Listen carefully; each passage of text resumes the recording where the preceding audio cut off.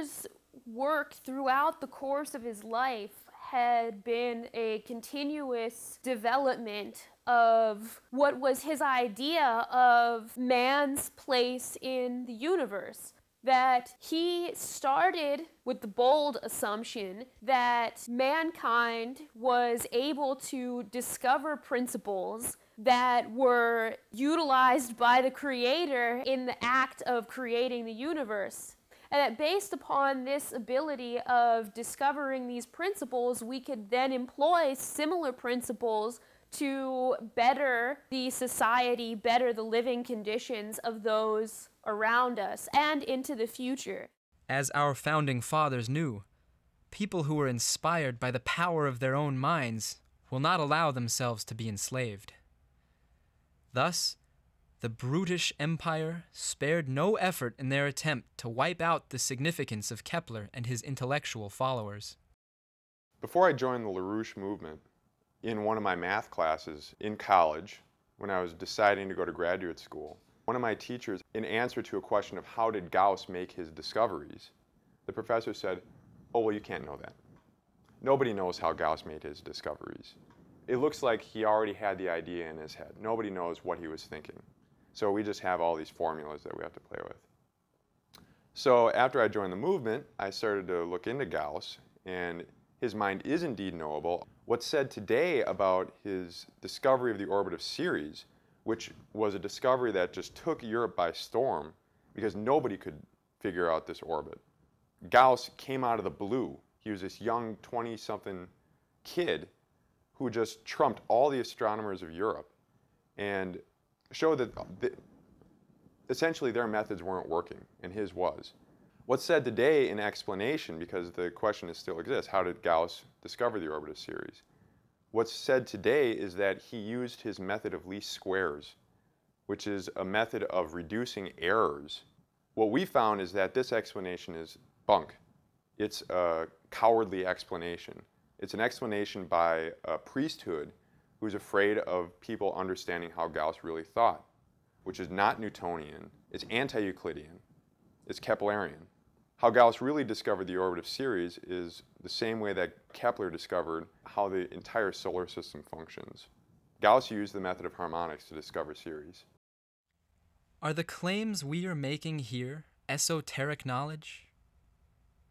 Secrets hidden where they can't be found? How would a curious student independently verify our claims? It's all available online. If people were serious, part of the problem now is just there's no serious research done on anything. The assumption is that everything you need to know exists somewhere in a textbook. The official line, well, it wouldn't have made it this far as the official line if it wasn't true, would it? I mean, everybody wouldn't say it if it weren't true, would they? Every biography I've ever read said this. That must make it true, mustn't it? All my professors say this is the case. All my professors say Newton is a genius. That must make it true. I mean, a quick look at Newton's contemporaries. And all that's available, all that exists. All the quotes are there, most of it.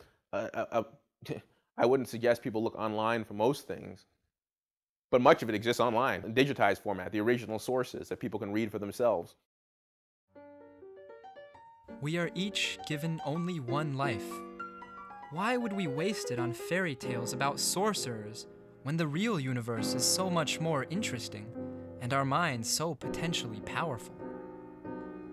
Why would a person who prided himself on his intelligence allow our society to disintegrate, allow our civilization to be imperiled, allow the tragedy of the current moment to unfold before his eyes?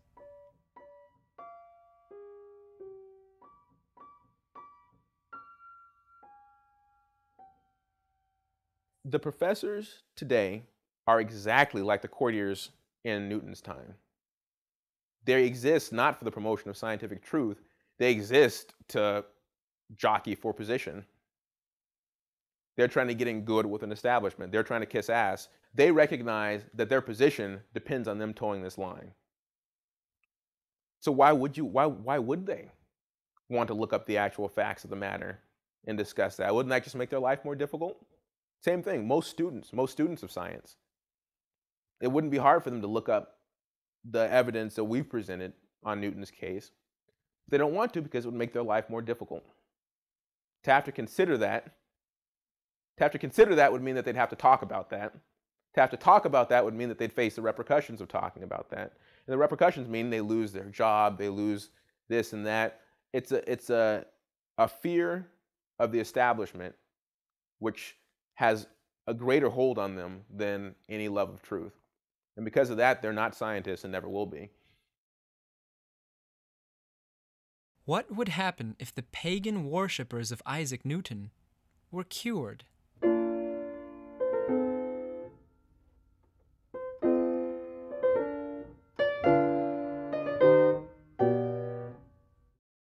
Powerful institutions, such as the British Empire in particular, would disintegrate for loss of self-confidence if the truth concerning the facts of Kepler's discovery were generally acknowledged among academics and related professionals. Or, to put the point in another way, religious faith in that Olympian Zeus, who is the putative father of all European imperialism, would evaporate. The high priests of Babylon would fall, and the entire system of belief associated with the British system and its antecedents would crumble forever, as if before one's eyes. It's a fear of the establishment which has a greater hold on them than any love of truth. And because of that, they're not scientists and never will be.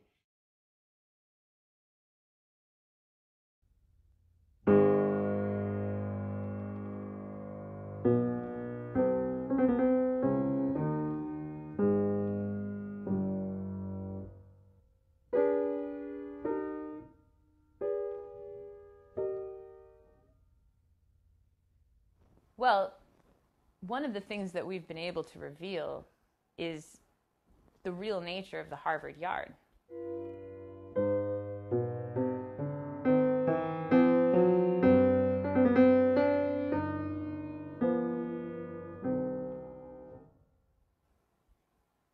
It's only 2 inches.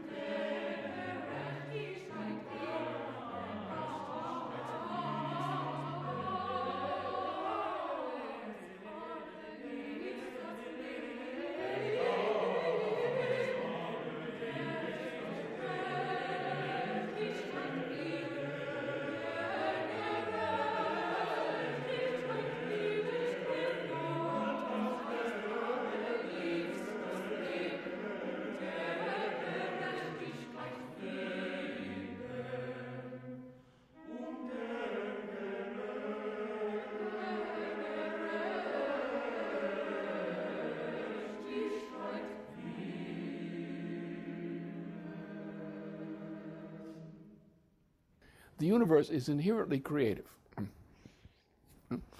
And we have got to catch up with the culture of the universe in which we live.